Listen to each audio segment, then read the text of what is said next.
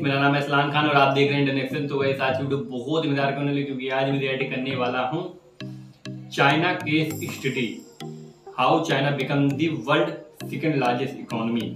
और मतलब ये देख के पता चलेगा कि मतलब इसमें चाइना की पूरी हिस्ट्री होगी, चाइना कैसे था पहले और अब कैसे हो चुका है। तो चल के देखते हैं वीडियो। लेकिन आप उससे पहले नए हो तो चैनल को प्लीज सब्सक्राइब कीजिएगा, बेल आइकन को जरूर प्रेस कर दीजिएगा ताकि आने वाली नई वीडियो का नोटिफिकेशन आपको सबसे पहले मिले।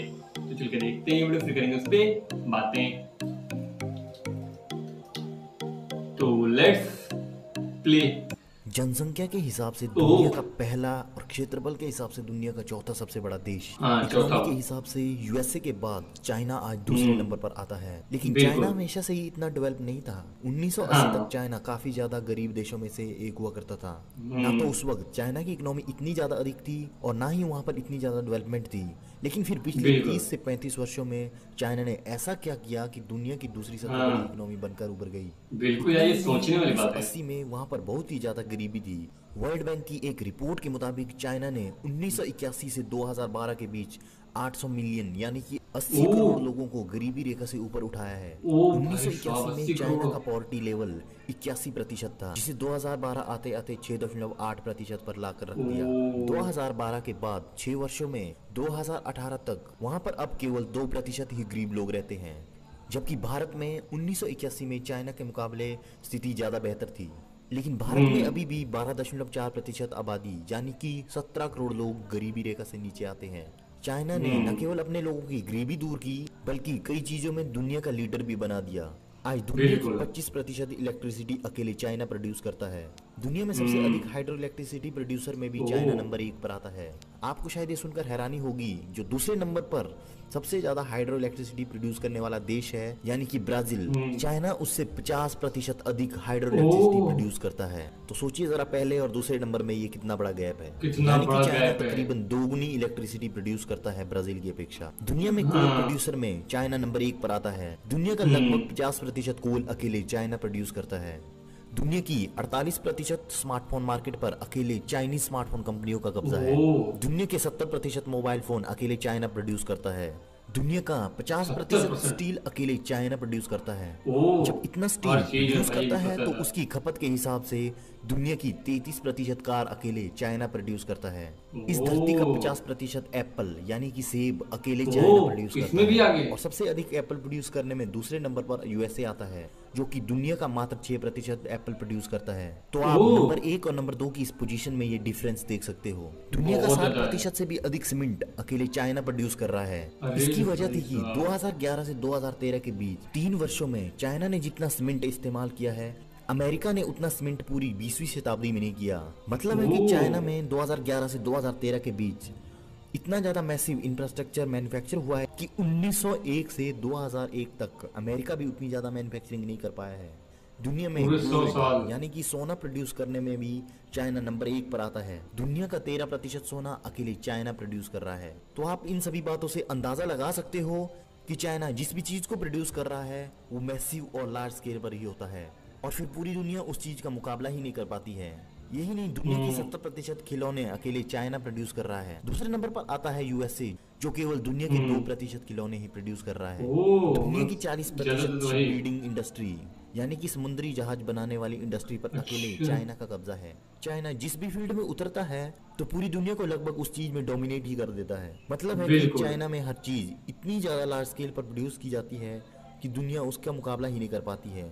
मतलब है कि दुनिया में अगर किसी प्रोडक्ट की कीमत 100 रुपए है तो चाइना उसी प्रोडक्ट को इतना ज्यादा प्रोड्यूस कर देगा कि उसकी कीमत तो बिल्कुल कम कर देगा, लेकिन प्रॉफिट उतना ही कमाएगा। यही कारण है कि जब भी चाइनीज कंपनियां किसी दूसरे देश में जाती है तो उस देश की मार्केट को पूरी तरह से डोमिनेट कर देती है, क्योंकि दूसरे देश चाइना की लो प्राइस को कम्पीट ही नहीं कर पाते हैं। तो धीरे धीरे करके हर देश की मार्केट पर चाइना कब्जा करता जाता है। जहां पर 1990 में चाइना का ग्लोबल मार्केट में केवल 3% की हिस्सेदारी थी, वहीं आज चाइना 17% मार्केट शेयर के साथ दुनिया का नंबर 1 एक्सपोर्टर यानी कि निर्यात करने वाला देश बना हुआ है। अब भी क्वेश्चन यही है कि चाइना ने पिछले 30 वर्षों में इतनी तरक्की आके की कैसे? हाँ, ये मेन क्वेश्चन सिंपल है। उन्होंने सबसे पहले अपने इंफ्रास्ट्रक्चर को काफी दुरुस्त किया।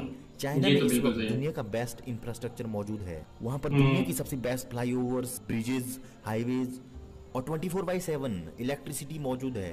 जो कि वहाँ पर बिजनेस के लिहाज से काफी ज्यादा बेस्ट है। इस बेस्ट बिल्कुल। इंफ्रास्ट्रक्चर ने वहाँ पर इन्वेस्टमेंट के बहुत ज्यादा रास्ते खोल दिए।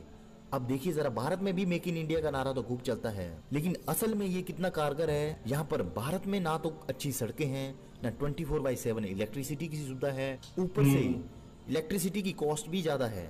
जब किसी कंपनी को या इंडस्ट्री को इलेक्ट्रिसिटी के लिए भी अलग से अपने जनरेटर पर बहुत ज्यादा निर्भर रहना पड़े, और ट्रांसपोर्टेशन सिस्टम भी बहुत खराब हो, और बना हुआ इंफ्रास्ट्रक्चर भी दुरुस्त ना हो, तो आप हाँ। देश में इन्वेस्टमेंट की उम्मीद कर ही नहीं सकते हो। क्योंकि बिल्कुल। कस्टमर थोड़ी ज्यादा कीमत देने के लिए हमेशा तैयार हो जाता है, लेकिन कस्टमर को सामान में देरी से पहुंचना बिल्कुल भी बिल्कुल। पसंद नहीं आता है। तो कोई भी कंपनी नहीं चाहेगी कि उसका कस्टमर निराश हो जाए। तो इसी चीज को समझते हुए चाइना ने अपना इंफ्रास्ट्रक्चर ऐसा तैयार किया है कि वहाँ पर दुनिया की सबसे तेज ट्रांसपोर्टेशन सिस्टम है, दुनिया का सबसे फास्टेस्ट रेलवे सिस्टम मौजूद है, बिल्कुल, दुनिया बुलेट के ट्रेन। बेस्ट फ्लाईओवर्स और ब्रिजेस हाईवेज मौजूद है, और 24/7 इलेक्ट्रिसिटी भी मौजूद है, और वो भी कम कीमत पर। चाइना ये सब अपने इंफ्रास्ट्रक्चर की वजह से ही नहीं पॉसिबल कर पाया, बल्कि चाइना जो दुनिया के इन्वेस्टर को अपनी ओर आकर्षित करता है वो है वहाँ की स्किल्ड लेबर। दुनिया में इस बिल्कुल। वक्त सबसे अधिक 786 मिलियन यानी कि 78 करोड़ से भी अधिक स्किल्ड ओह। लेबर मौजूद है।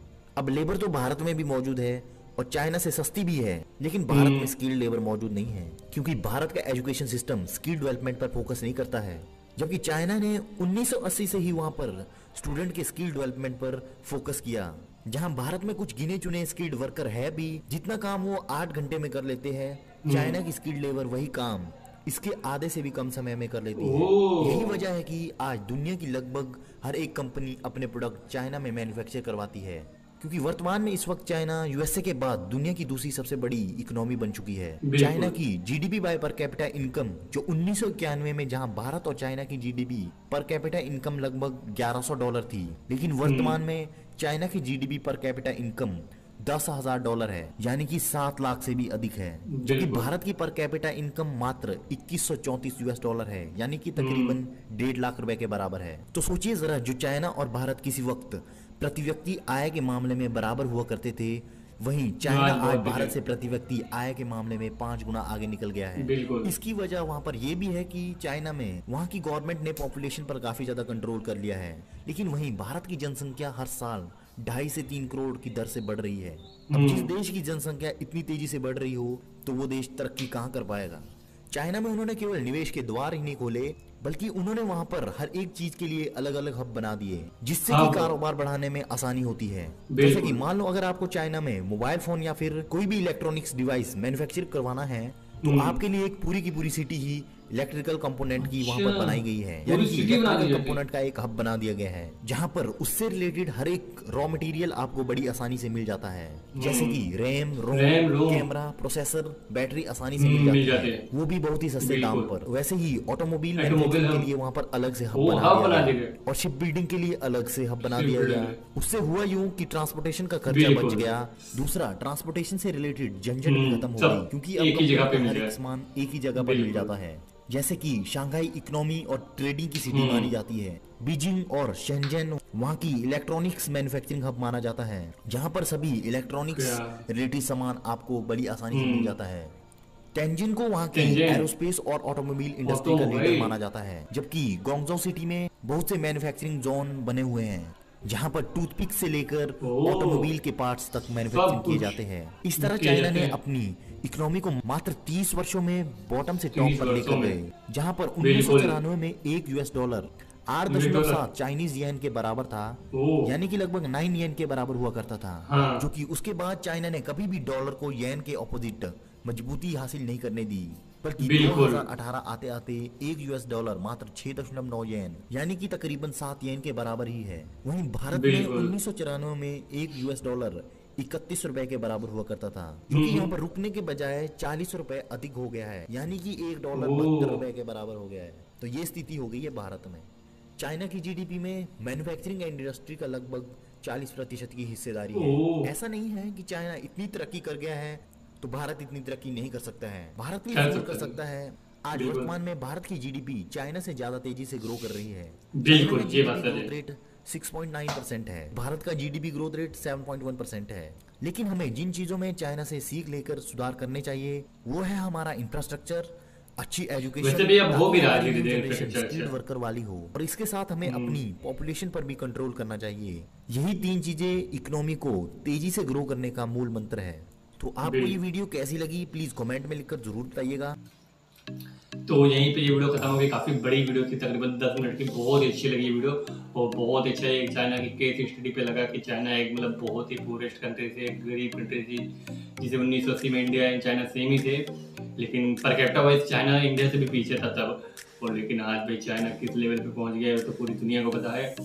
लेकिन हालांकि जैसे चाइना ने इंफ्रास्ट्रक्चर पे बहुत ज़्यादा फोकस किया सबसे ज़्यादा, लेकिन अब इंडिया ने उस पर भी किया, एंड इंडिया ने आईटी के ऊपर सबसे ज़्यादा फोकस किया। जैसे आज इंडिया आईटी का हब कहलाया जाता है, वैसे चाइना मैन्युफैक्चरिंग का हब कहलाया जाता है, तो इंडिया भी इतना पीछे नहीं है।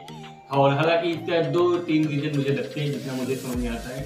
पहली बात तो चाइना में एक ही पार्टी की गवर्नमेंट है, तो वहाँ पे जैसे यहाँ पे कोई भी गवर्नमेंट आ जाती है तो बहुत ही प्रोजेक्ट रिजेक्ट किए जाते हैं क्योंकि उनको पसंद नहीं आते अगर पार्टी चेंज हो गई।